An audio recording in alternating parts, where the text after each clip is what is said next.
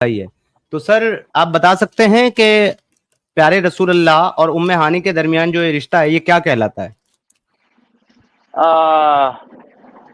इनकी चाचा की बेटी थी उम्मू हानी।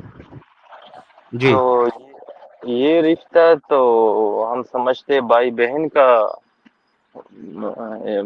चाचा की बेटी जो सर है ना, उम्मे हानी जो है, जो चाचा की बेटी है, वो रसूल अल्लाह जी के लिए महरम है कि गैर महरम है? गैर महरम है। इस्लाम की नजरिए से देखे तो गैर महरम है। ठीक है सर। तो एक मर्द का एक गैर महरम के घर में, जबकि वो अकेली है, उसके साथ रात गुजारना और सुबह निकलना, क्या ये भाई बहन के नजरिए से है या फिर रसूलुल्लाह के नजर से, नहीं, कैसे? गैर महरम है। और भाई बहन की इस्लाम के नजरिए से नहीं है, भाई बहन नहीं हो सकते। लेकिन वैसे उम्महानी की उम्र जो है ना, साबित नहीं है कि उनकी उम्र क्या थी सर। कितनी भी हो यही सर, जो है ना। 1400 से तो कम ही होगी ना भाई मेरे। जी 1400 से तो कम ही होगी ना रसूलुल्लाह की वो उम्मे हानी की उम्र 1400 से तो कम ही थी ना। यार, हमारे कुछ स्कॉलर बोलते हैं कि उम्महानी की उम्र जो है ना, हो सकता है वो छोटी बच्ची भी हो सकती है, तो इसी वजह कैसे? से। छोटी बच्ची अगर उम्मे हानी होती तो रसूलुल्लाह अपने चचा अबू तालिब के सामने शादी का प्रपोजल क्यों रखते उम्मे हानी के साथ?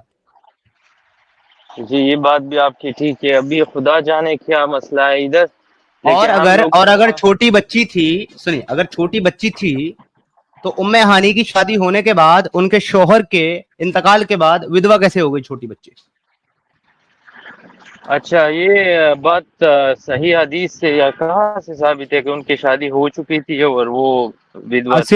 सीरत इब्ने कसीर, सॉरी, सीरत इब्ने इशाक और सीरत इब्ने हिशाम, दोनों में ये बात दर्ज है। बुराक के मामले में आप जाकर के पढ़ सकते हैं। अच्छा। तो मेरे भाई, एक विधवा के घर में एक रंडवा, मतलब रसूलुल्लाह को मैं हम्म। रंडवा नहीं कह रहा, लेकिन उनका एक्चुअल स्टेटस वही है उस टाइम, क्योंकि बीवी का इंतकाल होगा तो जिसकी बीवी का इंतकाल हो जाए उसको रंडवा ही कहते हैं। तो हमारे प्यारे रसूलुल्लाह, जबकि उनकी बीवी का इंतकाल हो गया है और उम्मे हानी जिसके शोहर का इंतकाल हो गया है वो अकेली रहती है, उसके घर में रसूल अल्लाह रात को क्या कर रहे थे सर, जबकि वो उनकी बहन नहीं है, गैर महरम जी? हाय हाय समीर, अब मैं क्या कहूँ इसके बारे में। लेकिन हमारा यकीन है कि वो पैगंबर था, वो ऐसे काम नहीं कर सकते। तो वो अगर उधर उतरा है, तो उधर लैंडिंग की है, तो समझो कुछ गलत तो। सर मैंने अभी कुछ कहा है कि रसूलुल्लाह वहां पर ये कर रहे थे वो कर रहे थे? मैंने तो कुछ कहा ही नहीं सर। तो नहीं आप अगर नहीं ये कह नहीं। रहे हैं कि, सुनिए सुनिए, आप अगर ये कह रहे हैं कि ऐसा काम नहीं कर सकते, तो सर उसके लिए आपको ये भी बताना पड़ेगा ना कि कैसा काम नहीं कर सकते, क्योंकि मैंने अभी तक कोई काम करने का इल्जाम रसूलुल्लाह पे नहीं लगाया। मैंने सिर्फ ये कहा है कि वो उनके घर से निकले, लोगों ने देखा और लोगों ने सवाल किया तो रसूलुल्लाह ने कहा कि मैं उम्मे हानी के घर में नहीं था रात भर, मैं तो महराज पर अल्लाह के दीदार के लिए गया था और अभी अच्छा। अभी बुराक मुझे यहाँ छोड़ा है, मैं लिहाजा इसलिए उम्मे हानी के घर से निकल रहा हूँ। तो मैं तो ये जानना चाह रहा हूँ आपसे, एक गैर महरम के घर में अगर एक शख्स जो कि खुद रंडवा है अगर वो रात गुजारता है, तो सर ये रिश्ता क्या कहलाता है? ये रिश्ता क्या कहलाता है, इसके बारे में तो मैं अभी नहीं बोल सकता हूँ कि ये रिश्ता क्या कहलाता है। आप इससे क्या मतलब लेते हो? रसूलुल्लाह की वो हदीस सुनिए कौन सी वाली? जिसमें रसूलुल्लाह कहते हैं कि जहां जब एक कमरे में एक मर्द और एक औरत हो तो तीसरा वहां शैतान है। हाँ हाँ हाँ, बिल्कुल मैंने सुना है ये। तो जब रसूलुल्लाह और उम्मे हानी वहां पर थी तो तीसरा शैतान डेफिनेटली होगा फिर वहां।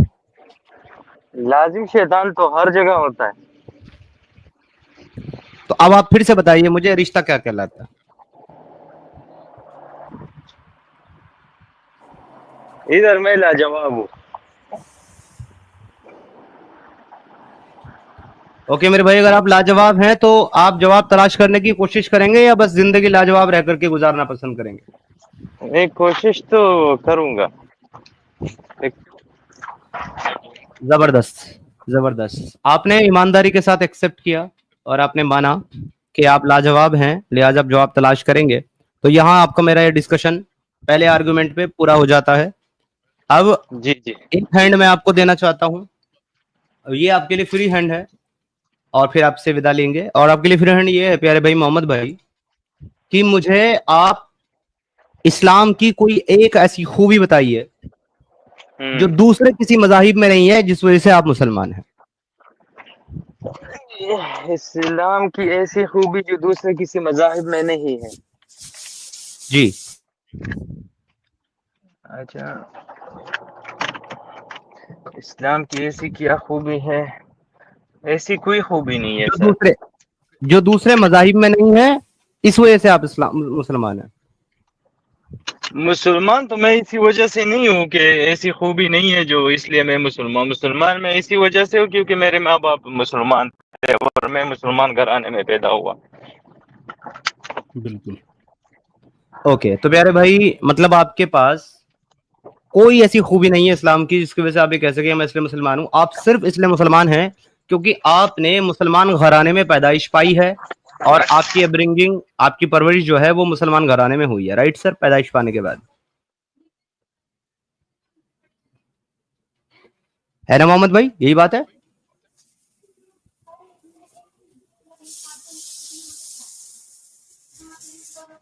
भारत भाई मेरी आवाज आ रही है आपको? जी बिल्कुल आ रही है, बिल्कुल आ रही है। चले, भाई की आवाज चली गई है लेकिन भाई के साथ बात हुई है और भाई को मैंने टास्क दिया है कि जाकर के तलाश करें कि उम्मे हानी और रसूलुल्लाह का रिश्ता क्या कहलाता है। अगले कॉलर को लेने से पहले भारत भाई, सबसे पहले तो आपका मोस्ट वेलकम है आज की हमारी इस स्ट्रीम में और बहुत बहुत शुक्रिया प्यारे भाई, जय नसीब कि आप तशरीफ लाए। Most welcome, thank you so much for being here. सबसे पहले तो आप ये बताइए कैसे हैं आप, फिर आज के मौजू पर दो चार बातें करेंगे। जी सर।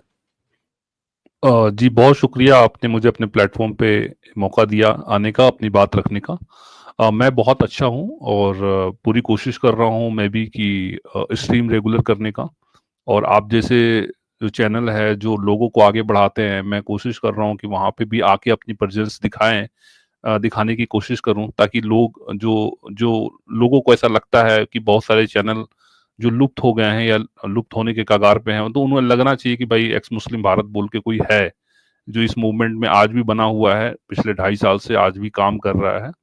रफ्तार भले थोड़ी स्लो है लेकिन अपने काम में लगा हुआ है और हिस्ट्री के जरिए लोगों को इस्लाम की वो बातें बताता रहता है कि किस तरीके से इस्लाम ने दुनिया में क्या क्या चीजें करी हैं।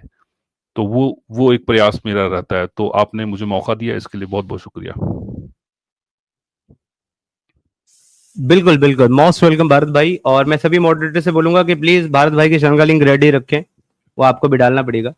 तो जी मैं लोगों को इंट्रोड्यूस कराना चाहता हूं हमारे एक्स मुस्लिम भारत भाई से, जो कि इस्लाम को जो है अलग तरीके से लोगों के सामने पेश करते हैं। और इनका तरीका ये है कि भारत की जो एंशियंट हिस्ट्री है, जब से मुसलमानों का पदार्पण हुआ है भारत के अंदर, जब से मुस्लिम आक्रांता भारत के अंदर आए और फिर आकर के हुकूमत कायम की उन्होंने, डेजर्ट से आकर के, कजाकिस्तान से आकर के, उज्बेकिस्तान से आकर के, और मिक्स ब्रीड ये लोग जो थे मंगोलों की और तुर्कियों की, इन्होंने आकर के भारत के ऊपर किस तरीके से हुकूमत की और क्या क्या जो है चीजें इन्होंने इम्पोज की, किस किस तरीके से शरिया को मैनिपुलेट करके इन्होंने हमारे लोगों को पूरी तरीके से प्रभावित किया, लोगों को कत्ल किया, उनको इस्लाम में कन्वर्ट किया, हमारी माँ बहन बेटियों को उनके साथ उन्होंने क्या व्यवहार किया, हरम चलाए, ये सब चीजों पर, हिस्ट्री पर उन्हीं के मुसलमानों की, उन्हीं के स्कॉलर्स की लिखी हुई किताबों से रोशनी डालते हैं और उनको एक्सपोज करने का काम करते हैं। लिहाजा आप सभी लोगों से मेरी रिक्वेस्ट है कि एक्स मुस्लिम भारत भाई इस एक्स मुस्लिम मूवमेंट का एक ऐसा हिस्सा है जिनको इससे बाहर नहीं किया जा सकता और ना ही वो बाहर हैं, तो बहुत दिनों से काम कर रहे हैं। लिहाजा आप सभी लोगों का बराबर प्यार और सहयोग अगर हमारे एक्स मुस्लिम भारत भाई के चैनल को मिलेगा, उनके कंटेंट को मिलेगा, तो ऐसे कंटेंट भी ज्यादा से ज्यादा स्प्रेड होंगे और हमारे वो मुसलमान भाई जो भारत से, पाकिस्तान से, बांग्लादेश से बिलोंग करके अपने आप को प्राउड मुस्लिम कहते हैं, उन लोगों को भी समझ में आएगा कि आखिर उन लोगों को इस्लाम में कन्वर्ट किस तरीके से किया गया है, उनकी हकीकत क्या है, उनके एंसेस्टर कौन थे, उनका रूट क्या है। लिहाजा इसलिए सभी लोगों को, हमारे भारत भाई के जैसे लोगों को प्रमोट करना चाहिए, इनके इस चैनल को सपोर्ट करना चाहिए। लिंक आपको अभी मॉडरेटर भाई हमारे कमेंट सेक्शन में डालेंगे, इसको मैं हाईलाइट करूंगा स्क्रीन के ऊपर। तो आप हमारे भारत भाई के चैनल को जरूर जरूर सब्सक्राइब कर लीजिए। It's my humble request to everyone. जी, तो भारत भाई मुद्दे पर वापस आते हैं। आज का हमारा टॉपिक है, ये रिश्ता क्या कहलाता है। इसमें हम रसूलुल्लाह और उनके साथ जुड़े हुए लोगों के आपस में रिश्ते और ताल्लुकात और मामलात और माशरात को हम डिस्कस कर रहे हैं, इंसिडेंट को कवर कर रहे हैं। तो अभी जो मैंने उम्मे हानी का और उनका रिश्ता जो सबसे पहले आर्गुमेंट के तौर पे पेश किया, उस पर आपकी क्या राय सर?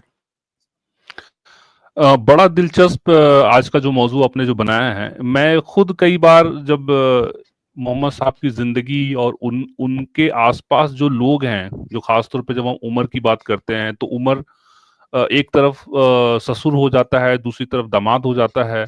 उसी तरीके से जब हम अबू बकर की जब हम बात करते हैं तो एक तरफ वो ससुर होता है, एक तरफ दोस्त होता है और फिर दामाद बनने की कोशिश करता है। तो ऐसे बहुत सारे जो रिश्ते हैं जिसमें मोहम्मद साहब ने भी अजीबोगरीब रिश्ते बनाए हैं।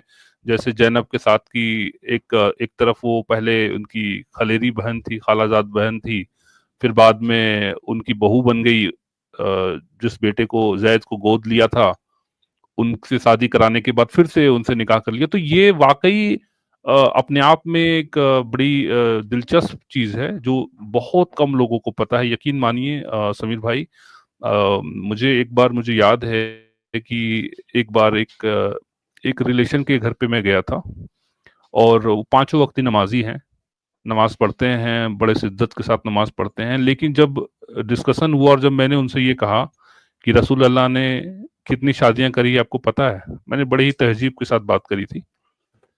तो वो बोले कितनी शादियां करी है? 4 की है। तो उनको ये तक नहीं पता कि भाई 11 करी है कि 9 करी है कि कितनी लौंडिया है। तो ऐसे ऐसे लोग जो उम्र के 40वें 50वें उम्र में पहुंच चुके हैं, उन्हें ये नहीं पता कि मोहम्मद साहब ने कितनी शादियां करी हैं, कितनी लौंडियां उनकी रही हैं और किसकी शादी किसके साथ हुई, उनकी बीवियों के नाम तक नहीं पता है। तो मैंने उनको गूगल करके दिखाया तो वो दंग रह गए। ऐसा नहीं है कि उनका ईमान खराब हो गया, बट वो उनको लगा कि यार ये तो मुझे पता नहीं था।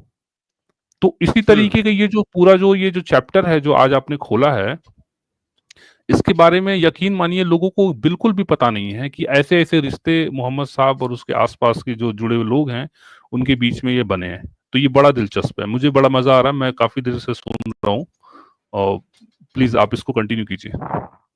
बिल्कुल sir, thank you so much Bharat भाई फॉर बीइंग हियर। हमारे साथ आप बने रहे, हम डिस्कशन चालू रखेंगे। ये पहला रिश्ता था जो मैंने यहाँ पर बताया है, और आगे ही हम जब हिस्ट्री को और आगे देखेंगे और रिश्तों को जब हम आपस में एक दूसरे के साथ रिलेट करके देखेंगे तो आप मेरा यकीन कीजिए कि आपको बहुत मजा भी आएगा, बहुत फनी भी है ये चीज, और साथ ही साथ आप जो है ना अपना माथा पीटने पर मजबूर हो जाएंगे और बार बार आपके जब भी आप सवाल पूछेंगे, समझने की कोशिश करेंगे अपने आप से, तो आपके दिल से बस एक ही आवाज आएगी बार बार भारत भाई, और वो ये है, ये रिश्ता क्या कहलाता है। तो ये हमारे भारत भाई का चैनल है जिसको मैंने हाईलाइट किया है। आप सभी लोगों से रिक्वेस्ट है कि काइंडली इस चैनल पर जाकर के इसको सब्सक्राइब करके वापस स्ट्रीम पर आ जाएं। आप स्ट्रीम पर ही रहेंगे, स्ट्रीम से बाहर जाएंगे नहीं, लेकिन ये पॉपअप विंडो के साथ आपका बैक में नीचे डाउन में चला जाएगा हमारा वीडियो और ऊपर चैनल खुल जाएगा। सब्सक्राइब करें और वापस उस पॉपअप विंडो पर क्लिक करके फिर से स्ट्रीम पर आप यहीं बने रह सकते हैं। तो आपको स्ट्रीम भी लीव करने की जरूरत नहीं है, प्लीज काइंडली सब्सक्राइब। ओके, एक कॉलर और दिख रहे हैं मुझे बैक स्टेज में, भारत भाई उनसे जरा पूछ लेते हैं कि वो आपका आज के हमारे मौजू पे बात करना चाहेंगे कि नहीं, क्योंकि वो कभी मौजू पे बात करते नहीं है। करेंगे तो ठीक है, नहीं तो फिर उनको चलता कर देंगे। जी जुम्मन साहब, आपको स्ट्रीम पर ऐड किया गया सर। सर सबसे पहले उम्मे हानी की जो हदीस है उस किताब का नाम और उस हदीस को आप स्क्रीन पे लाइए। सर आपको मालूम नहीं है उम्मे हानी का वाकया? नहीं सर, इसीलिए तो मैंने सोचा कि आपके सामने स्क्रीन पे लाए ताकि आपके फेवर जो सुन रहे हैं वो भी देख लेंगे और फिर मैं भी पढ़ लूंगा। नहीं ठीक है, मेरे व्यूअर्स को मैं कई बार दिखा चुका हूँ, मेरे व्यूअर्स को नहीं चाहिए, ये सिर्फ आपको चाहिए। तो मैं आपसे ये कहूंगा कि आप ऐसा कीजिए, आप जाइए और जाकर के गूगल पे सर्च कीजिए और जाकर के वो वाकया पढ़िए और पढ़ करके वापस आइए। ठीक है सर। सर आप मोहम्मद सल्लल्लाहु अलैहि वसल्लम इतना पाक शख्सियत के ऊपर आप इल्जाम लगा रहे हैं, मैंने तो क्या इल्जाम कम लगाया? से कम हम देख तो लूं कि क्या आपने इल्जाम लगाया? कहा कि उनके कमरे पे थे, उनके घर पे गए, उनके हुजरे पे हाँ घर गए, पे थे, मेहमान घर पे, नवाजी हाँ घर गए। पे गए, उनके उनके अब घर से निकले इसका रसूल आप अल्लाह। सुना पहले, मैंने कोई इल्जाम नहीं लगाया, मैंने सिर्फ ये कहा कि रसूल अल्लाह को जब सुबह के वक्त तक ढूंढा जा रहा था, तो सुबह के वक्त जब रोशनी हो गई, सूरज निकल आया, रोशनी हो गई, तो उस वक्त रसूल अल्लाह उम्मे हानी के घर से बाहर तशरीफ लाते हुए मिले। तो ये वाकया जो है वो सीरत इब्ने इशाक के अंदर दर्ज है, सीरत इब्ने हिशाम के अंदर दर्ज है।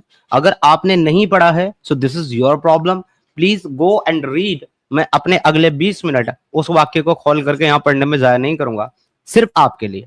अगर आपको पढ़ना है आप जाइए, गूगल कीजिए, या जो भी आपके आलिम स्कॉलर्स हैं उनसे हवाले लीजिए, पढ़ करके तो दोबारा यहाँ वापस तो आइएगा, फिर बात करेंगे। आप झूठ साबित हो रहा है ना सर। ठीक है सर, आपको मैंने बैक स्टेज कर दिया है, आपको मैं स्टूडियो से निकाल रहा हूँ, जाइए पढ़ करके आइए। अगर आपको वो चीज नहीं मिलती है, उसके अलावा कोई और चीज मिलती है जो मैं बता रहा हूँ, तो फिर उसको लेकर के आइए और बोलिएगा देखिए जैसा आपने बताया वैसा यहाँ नहीं लिखा हुआ, यहाँ पे कुछ और लिखा हुआ है। बाय बाय, टेक केयर,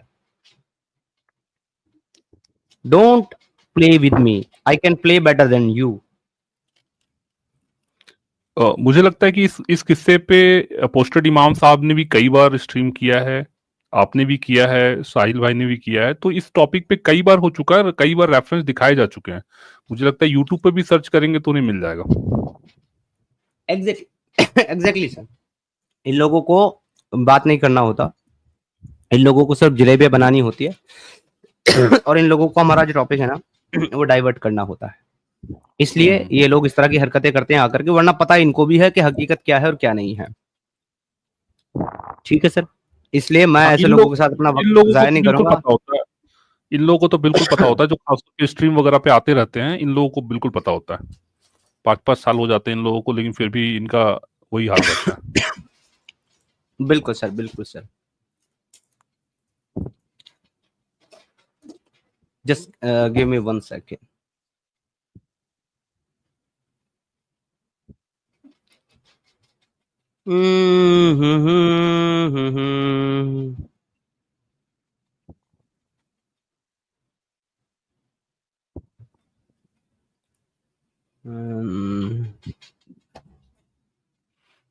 अच्छा, ये जो जी 12 सर, बीवियां आपने यहाँ पे लिखी है, इसमें से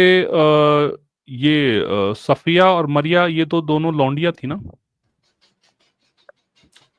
सफिया सर जो है वो बीवी बना ली थी, इसमें जुवेरिया और मारिया लौंडी थी। अच्छा, जुबेरिया और मारिया, ओके ओके। जी, फिर भी इसको मेंशन आपने किसी कारण से किया होगा? नहीं, ये एक्चुअली कंपेनियन के तौर पर यहाँ लिखी गई है, मोहम्मद साहब के जो कंपेनियन नॉन है, जिनके नाम जिक्र किए गए बार बार। वैसे रसूल अल्लाह की जो है 13 से ज्यादा लौंडिया थी वैसे तो, लेकिन मशहूर तरीन लौंडिया जो है वो जुवेरिया है, मारिया है। और कुछ स्कॉलर्स ये कहते हैं कि क्योंकि पहले सफिया को लौंडी के तौर पर लिया था और बाद में बीवी बनी, लिहाजा वो लौंडी और बीवी दोनों है। जी। ओके जी, तो आगे चलते हैं। तो कहानी हमारी यहां तक पहुंची कि मोहम्मद साहब को मेराज हो गई, पिकअप उनका हुआ जुबैर और इब्ने अब्बास के बीच से, लेकिन लैंडिंग हो गई उम्मे हानी की उम्मे हानी के घर के बीच में। तो इसके बाद में रसूल अल्लाह वहां से बाहर तशरीफ लाए और लोगों ने पूछा कि भाई आप उम्मे हानी के घर में क्या कर रहे थे रात भर, हम आपको ढूंढ रहे थे इस खदशे में कि कहीं काफिरों ने आपको कत्ल ना कर दिया हो। तो मोहम्मद साहब ने कहा कि मुझे अल्लाह तबारक व तआला ने पहले बुराक के ऊपर बैठा करके, जिब्रील ने अल्लाह के हुक्म से पहले मुझे मक्का से माइग्रेट किया मस्जिद अल-अक्सा के अंदर, और मस्जिद अल-अक्सा से फिर मैं उड़ान भरी मैंने, और फिर अल्लाह के मेराज पर गया और अल्लाह के मेराज से सीधा उम्मे हानी के घर में मुझे छोड़ दिया गया। तो इसके बाद 80-82 लोग जो ईमान लाए थे, उसमें से ज्यादातर लोगों ने वो मोहम्मद साहब के ऊपर डाउट हो गया और वो बातें करने लगे, और इस वजह से बहुत सारे मुसलमानों ने इस्लाम को छोड़ दिया सर, तर्क कर दिया। ये मैं उनकी बात नहीं कर रहा हूं जो मुशरिकीन है, जो कफ्फार है, जो मक्का के काफिर है, मैं उनकी बात कर रहा हूं जो मुसलमान हो गए थे, जिन्होंने अपनी तमाम कौम, तमाम ट्राइब के ओवर जाकर के मोहम्मद सल्लल्लाहु अलैहि वसल्लम को अल्लाह का रसूल और अल्लाह को खुदा माना था। उन्होंने कहा कि हम तर्क करते हैं मोहम्मद रसूलुल्लाह की रिसालत को और उनके खुदा को, लिहाजा उन्होंने इस्लाम को छोड़ दिया सर। ये उस वक्त की बात है। उसके बाद मोहम्मद सल्लल्लाहु अलैहि वसल्लम जो है उनका मजाक बनाना, उनको बुरा भला बोलना ये आम हो गया, क्योंकि जिन खुदाओं को रसूलुल्लाह झूठा कह करके गालियां देते थे, बुरा भला कहते थे, उन लोगों को मौका मिल गया कि रसूलुल्लाह को अब झूठा साबित किया जाए, तो लिहाजा उन्होंने ये मुहिम जो है और तेज कर दी, जिसकी वजह से कुरान को 4 आयतें मल्टीपल टाइम पर उतारनी पड़ी कुरान के अंदर, और उन्होंने मोहम्मद को और मोहम्मद पे ईमान रखने वालों को हिजरत करने का हुक्म दे दिया। लिहाजा मोहम्मद साहब यहाँ से माइग्रेट होकर के मदीना चले गए, और उससे पहले बहुत सारे मुसलमान माइग्रेट होकर जा चुके थे, लेकिन जिस वक्त मोहम्मद साहब माइग्रेट हुए तो उनके साथ एक अकेले शख्स जो थे, उनका नाम अबू बकर है। अबू बकर मोहम्मद के साथ माइग्रेट होकर के रात के वक्त निकले और वहां से निकल करके मदीना पहुंच गए। तो जब अबू बकर निकले तो अबू बकर की फैमिली भी वहां पहुंच गई, और अबू बकर की जो बेटी है आयशा, वो भी माइग्रेट होकर वहां चली गई, और सौदा जो कि ईमान ले आई थी, ये भी माइग्रेट होकर के वहां चली गई। लिहाजा मोहम्मद साहब की खाला, जिनके बारे में आप अक्सर सुनते हो कि जिन्होंने हिबा के तौर पर अपने आप को खौला बिनते हकीम पेश किया था रसूलुल्लाह को कि मैं चाहती हूं कि आप मेरे साथ हम बिस्तरी करें और मुझे आप अपने निकाह में ले लें, उनका नाम था खौला बिनते हकीम। तो जब मोहम्मद साहब माइग्रेट होकर के वहां चले गए और खदीजा का इंतकाल हो चुका था और उम्मे हानी मक्का में पीछे छूट गए और मोहम्मद साहब मदीना में आ गए, तो अब मोहम्मद साहब के पास कोई ऐसा जो है सहारा नहीं था जो उनको दे सके। लिहाजा खौला बिनते हकीम ने मोहम्मद साहब को एक नाम रिकमेंड किया कि आप शादी कर लें, और जिससे शादी करने की रिकमेंडेशन मैं आपको दे रही हूं वो सौदा है, जो कि 50 साल की उम्र की तकरीबन या उससे ज्यादा साल की उम्र की एक महिला थी। और रसूलुल्लाह के सामने जब इनके लिए प्रपोजल आया, और दूसरा प्रपोजल उनके सामने खौला बिनते हकीम ने रखा हजरत आयशा बिनते अबू बकर सिद्दीक रज़ियल्लाहु ताला अन्हु का, जो कि अबू बकर सिद्दीक की बेटी है आयशा, और अभी उसकी उम्र 6 साल है। लिहाजा मोहम्मद साहब ने कहा, तो खौला बिनते हकीम ने कहा कि आप इन दोनों में से, आय हाय हाय हाय, देखिए काफिरों की बात देखिए, काफिर कहते हैं कि इन दोनों में से आप जिसको अपने लिए मुंतखब करें, मैं आपके निकाह का, आपकी शादी का पैगाम उसके घर ले जाऊं। यानी कि वो ये कह रही कि इनमें से कोई एक चुन लो, सौदा में से या आयशा में से। तो मोहम्मद साहब को देखिए जी जी, तो मोहम्मद साहब की बेहतरीन अदा देखिए और बेहतरीन कॉल देखिए। मोहम्मद साहब ने खौला बिनते हकीम को कहा, दोनों के घर भेज दो। वाह सुभान अल्लाह। दोनों के घर मेरे निकाह का पैगाम भेज दो। लिहाजा सौदा के घर पैगाम भेजा गया, सौदा तैयार हो गई, और जब ये पैगाम लेकर के खौला बिनते हकीम अबू बकर सिद्दीक के घर में पहुंचे, तो अबू बकर ने कहा, भला ये रिश्ता कैसे हो सकता है जबकि मैं तो उनका भाई हूं। ठक ठक टटक टन टन टन। ये निकाह मैं कैसे कर सकता हूं जबकि मोहम्मद तो मेरे दोस्त और मेरे भाई हैं। तो वो वापस आई और आकर के रसूलुल्लाह को उसने कहा, तो रसूलुल्लाह ने फिर पैगाम देकर के वापस भेजा कि उसको जाकर के कहो कि वो मेरा ईमान वाला भाई है, हकीकी भाई नहीं है। लिहाजा उसकी बेटी के साथ मेरा निकाह जायज है। ये कड़ियां ये एक साथ चल रही थी, सौदा की और आयशा की शादी का ये पैगाम एक साथ चल रहा था, एक ही समय में चल रहा था। एक समय में चल रहा था और एक ही समय में दोनों से रसूलुल्लाह ने निकाह किया भी। लेकिन सौदा से अल्लाह के रसूल ने तब तक निकाह नहीं किया जब तक अबू बकर सिद्दीक की मंजूरी आयशा के साथ शादी करने की नहीं मिल गई। अच्छा, ओ, ये तो बिल्कुल नई बात है। और इसीलिए रसूलुल्लाह ने सौदा और आयशा से एक ही दिन में निकाह किया, एक ही दिन में। वाह, अद्भुत। ऐसा व्यक्ति तो एग्जाम्पल है। एग्जैक्टली।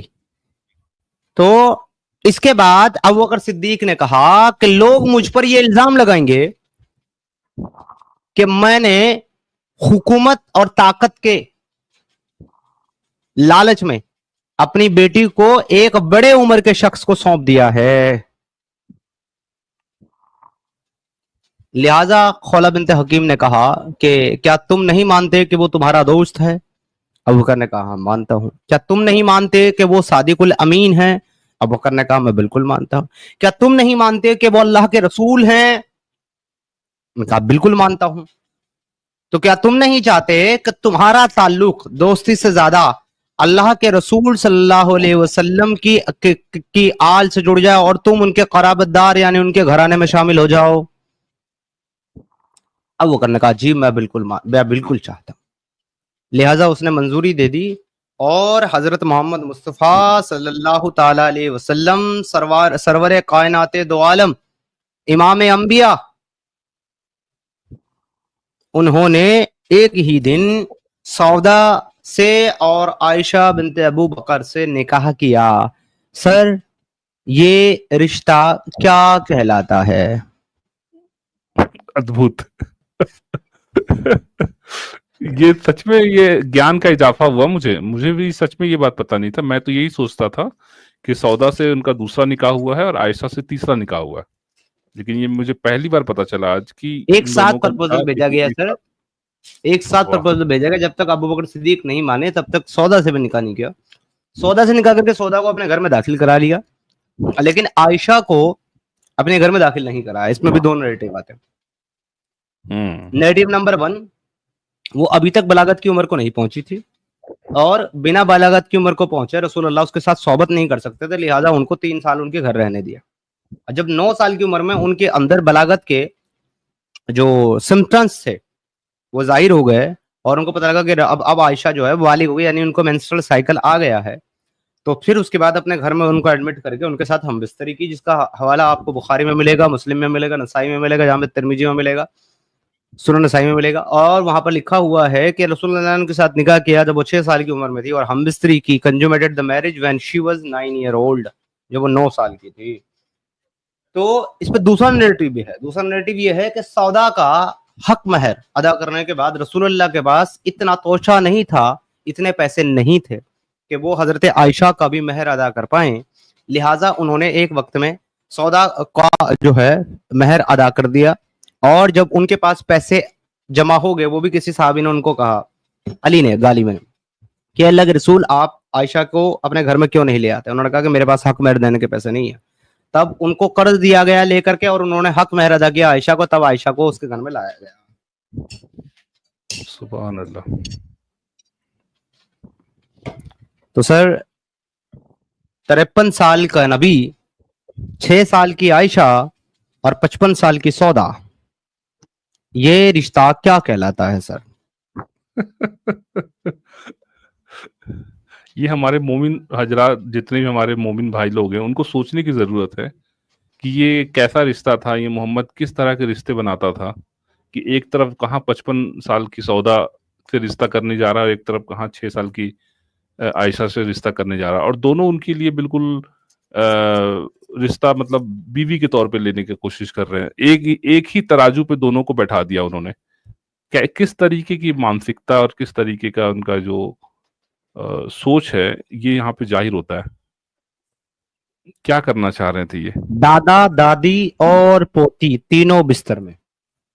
हाँ, ऐसा तो किसी मतलब ब्लू फिल्म के अंदर भी देखने को नहीं मिलेगा भाई। वो तो मतलब आप देख लीजिए ना, मतलब इंडिया में अगर या दुनिया के किसी कोने में अगर ऐसा करते हैं तो बिल्कुल वो क्राइम में आता है और उसको पीडोफाइल कहेंगे।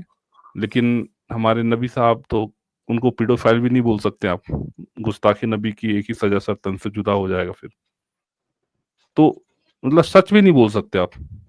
रसूलुल्लाह ने अपनी जिंदगी में जो किया है, आप उसको किसी मुसलमान के मुंह पे जाके आमने सामने सच भी नहीं बोल सकते। उनके सर हम पास नहीं बोल सकते, लेकिन जो बोलने वाले हैं भारत भाई वो तो बोल रहे हैं, और बोलने वाले इन्हीं के अपने स्कॉलर कुछ बोल रहे हैं। जरा आप भी तवज्जो से सुने और सभी व्यूअर्स भी तवज्जो से सुने। आवरी से 2 साल पहले बीबी आमना के जो शौहर थे हजरत अब्दुल्ला, उनका इंतकाल हो चुका था। यानी मेडिकली, साइंटिफिकली ये मुमकिन नहीं है कि कोई बच्चा 2 साल तक माँ के पेट में परवरिश पाता रहे। लेकिन हुजूर सल्लल्लाहु अलैहि वसल्लम की जो तशरीफ आवरी हुई है वो हजरत अब्दुल्ला के इंतकाल के 2 साल बाद हुई है। हाय हाय हाय हाय हाय। क्या बात है, मतलब पूरी कुदरत को ही चेंज कर दिया इन्होंने। ये सर मैंने सबसे पहले ये एक्सप्लेन किया आज की स्ट्रीम में, लेकिन इसको मैंने आर्गुमेंट नंबर 1 नहीं बनाया। इसका रीजन ये था आर्गुमेंट नंबर 1 ना बनाने का, क्योंकि सर इस पर जो है कैलकुलेशन बहुत अजीब तरीके की है कि वो उनके 2 साल के बाद कैसे हुए, क्योंकि हमजा जो है वो 2 से 2.5 साल बड़ा है मोहम्मद से, जो कि होना नहीं चाहिए, क्योंकि अब्दुल्ला और अब्दुल मुत्तलिब की आमिना और हाला के साथ एक ही दिन एक ही मजलिस में शादी हुई है, और 8 महीने के अंदर अंदर मैक्सिमम शादी के अब्दुल्ला का इंतकाल हो गया, और साल के अंदर हमजा की पैदाइश हो गई। तो मोहम्मद को ज्यादा से ज्यादा शादी के 1.5 साल में पैदा हो जाना चाहिए था, अगर वो सही तरीके से मेडिकली पैदा होता। लेकिन हमजा से 2 से 2.5 साल छोटा है मोहम्मद, यानी कि हमजा के पैदा होने के 2 से 2.5 साल बाद पैदा हुआ है। तो क्या 2 साल तक रसूलुल्लाह अपनी माँ के पेट में थे? तो इन पे ये स्कॉलर्स कहते हैं अल्हम्दुलिल्लाह, जी हाँ, वो अपनी वालदा के बतन में 2 साल थे। वाह, बस अब मान लो, बस कैसे क्या कुछ नहीं पता। रसूलुल्लाह से जब पूछा गया कि क्या आपको डर लग रहा है इन कुफ्फार के सामने खड़े होने में और इनसे लड़ने में, रसूलुल्लाह ने कहा, ए लोगों, मैं डरने वाला नहीं, कान खोल कर के सुन लो, undoubtedly I am the prophet, बिना शक के मैं नबी का रसूल हूं, और सर अल्लाह का रसूल हूं, and I am the son of Abdul मुत्तलिब, और मैं अब्दुल मुत्तलिब का बेटा हूं। अब्दुल्ला नहीं है बेटा, अब्दुल्ला का बेटा नहीं है मोहम्मद साहब, वो नहीं कह रहे, वो कह रहे मैं आई am the son of Abdul मुत्तलिब, मैं अब्दुल मुत्तलिब का बेटा हूं। अच्छा, अपने दादा का? जी, बुखारी की हदीस है। वाह, तो इस बुखारी पे की कोई हदीस गौर है। क्यों नहीं कर रहा? सर हम तो करते हैं गौर, हम तो दिखा चुके हैं। आपने आपने आपने ये हदीस नहीं देखी? नहीं, मैंने देखी नहीं, मैंने सुना है इसके बारे में कई बार, लेकिन ये देखी नहीं। आप एक बार दिखा दीजिए ताकि हमारे जो व्यूअर्स है उन्हें भी पता चल जाए। सर बिल्कुल बिल्कुल सर बिल्कुल, ये लीजिए सर, सही बुखारी के हदीस नंबर 4316 है ये, जस्ट अभी पेश कर देते हैं। तो दोस्तों याद रखना है आपने टाइटल, ये रिश्ता क्या कहलाता है। Narrated Abu Ishaq Al-Bara was asked while I was listening, did you flee before the enemy along with the prophet on the day of battle of Hunain? कि अल-बरा ने पूछा, अल-बरा से पूछा गया, मैं सुन रहा था, कौन अबू इशाक कह रहा कि मैं सुन रहा था जब अल-बरा से पूछा गया कि क्या तुम भागे दुश्मन के सामने से रसूल अल्लाह के साथ हुनैन की जंग के दिन, on the day of the battle of Hunain. He replied, Al Bara ने जवाब दिया, एज फॉर द प्रॉफिट, अल्लाह के रसूल ने कहा, ही डिड नॉट फ्ली, अल्लाह के रसूल के बारे में वो नहीं भागे, ही डिड नॉट फ्ली, वो नहीं भागे। The enemy were good Archer, दुश्मन जो थे वो बेहतरीन तीरंदाज थे। एंड द प्रॉफिट सल्लल्लाहु अलैहि वसल्लम वाज सेइंग, और अल्लाह के रसूल कह रहे थे, आई एम द प्रॉफिट अनडाउटली, बिला शुबह मैं अल्लाह का रसूल हूं, and I am the son of Abdul मुत्तलिब, और मैं अब्दुल मुत्तलिब का बेटा। सही बुखारी हदीस नंबर 4316। वाह, सुभान अल्लाह, सुभान अल्लाह। इसको अभी तक करेक्ट नहीं किया गया है ना? नहीं सर, इसका नहीं सर, मतलब ये ऐसा ही है, ये ऐसा ही है। और सही सही हदीस है, सही अल बुखारी की हदीस है, बिल्कुल सही हदीस है सर। ये कैसे हुआ होगा, इसकी स्टोरी कैसे बनी होगी? समीर भाई, आपको क्या लगता है? जलेबी कैसे- जलेबी जलेबी है ना इस पे सर, जलेबी नहीं है नहीं, इस पे, मतलब मुसलमान घटना कैसे घटी होगी? ये घटना एक्चुअली हुई कैसी होगी? दादा का बेटा कैसे हुआ होगा? इसके बीच के कुछ अच्छा, कोई अगर किस्सा- आप मेरे नरेटिव से पूछना चाहते हैं तो देखिए, ये ऐसे हुआ होगा कि मेडिकली ये प्रूवन है कि अब्दुल हाँ। मुत्तलिब जो है वो सेक्सुअली एक्टिव था उस टाइम पे भी, हाँ। उम्र ज्यादा होने के बाद भी। अगर सेक्सुअली एक्टिव ना होता तो हाला से बेटा हमजा पैदा नहीं होता, ठीक है सर? सही बात। अगर बेटा हमजा पैदा हो रहा है मतलब ही सेक्सुअली एक्टिव। रसूलुल्लाह के वालिद मोहतरम अब्दुल्ला का इंतकाल 8 महीने के भीतर भीतर हो गया जब वो मुल्क शाम में तिजारत के ले गए और वहां से वापस लौट रहे थे, तो यथरिब यानी कि मदीना में उन्होंने कयाम किया अपने ससुराल में, और वहीं इनका इंतकाल हो गया। इसलिए आज भी अब्दुल्ला की जो कब्र है वो मदीना में ही है, ना कि मक्का में। तो वहां पर उनको दफना दिया गया। इसके बाद में 2-2.5 साल के वक्फे तक, जब तक रसूलुल्लाह पैदाइश पाए हैं, तब तक हजरत आमिना अकेले रहा करती थी और अब्दुल मुत्तलिब उनका ख्याल रखते थे। अच्छा भारत भाई, जी, अब्दुल मुत्तलिब अच्छा। साहब हजरत आमिना का ख्याल रखते थे। वो कैसे ख्याल रखते थे वो तो अलग ही बात है, वो ये हदीस आपको बताएगी। एक और इब्न इशाक की सीरत रसूलुल्लाह, भाई इब्न इशाक में आपको मिलेगा कि अरब का ये रिवाज था कि जब कोई बच्चा पैदा हुआ करता था तो सबसे पहले उसको उसका बाप, उसका वालिद देखा करता था। जब हजरत मोहम्मद मुस्तफा सल्लल्लाहु अलैहि वसल्लम पैदा हुए और जब तक वो नहीं देखता था तब तक वो पैदा हुए बच्चों को, नवजात बच्चे को एक मिट्टी के मटके में रख लिया जाता था, गड़े में। तो लिहाजा जब अच्छा। रसूलुल्लाह पैदा हुए तो उनको मिट्टी के मटके के अंदर रख दिया गया और अब्दुल मुत्तलिब को खबर दी गई।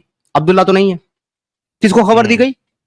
अब्दुल मुत्तलिब को खबर दी गई कि आपके यहां बेटा पैदा हुआ है, पोता नहीं, बेटा आपके यहाँ बेटा पैदा हुआ है। लिहाजा अब्दुल मुत्तलिब आए और जब उनको देखने के लिए गए तो देखा है सुबह के वक्त कि वो मटका जो है वो टूटा पड़ा था और रसूलुल्लाह उसके ऊपर खेल रहे थे और अपना अंगूठा जो है वो चूस रहे थे। वाह, एक दिन का बच्चा अपना अंगूठा चूस रहा था। लिहाजा अब्दुल मुत्तलिब ने जब वो घड़ा टूट गया, क्योंकि रस्म ये थी कि घड़े से बाप ही निकालेगा, तो लिहाजा अब्दुल मुत्तलिब को वापस भेज दिया गया और उनको दूसरे घड़े में अगली रात लेटाया गया और अगले दिन सुबह जब फिर बुलाया गया अब्दुल मुत्तलिब को तो फिर से घड़ा टूटा हुआ मिला। तो अब्दुल मुत्तलिब ने कहा ये तो बड़ा अजीब मामला है। तो वहां के जो नजूमी थे, वहां के जो स्कॉलर्स थे, उनको बुलाया अब्दुल मुत्तलिब ने और बुला करके इस वाक्य की तस्दीक उनसे करी। लिहाजा ये इस्लामी किताबों में लिखा हुआ है तो उन्हीं की तरह से लिखा होगा। तो उन्होंने कहा नजूमियों ने कि ये बच्चा जो है वो अरब के जाहिलियत वाले जितने भी रिचुअल्स हैं, जमाना जाहिलिया के जितनी भी रस्में हैं और जितने भी रिचुअल्स हैं, ये बच्चा उनको खत्म करने के लिए आया है और इसकी शुरुआत ये है कि ये मटके को बार बार तोड़ दे रहा है। अच्छा। तब जाकर के अब्दुल मुत्तलिब ने अपने अपने बेटे को, सॉरी पोते को रिश्ते में, लेकिन बेटे को अकॉर्डिंग टू टेक्स्ट, अपने बेटे को गोद में लिया और उसको प्यार किया और कहा कि खूब बरकतों और किस्मत वाला है ये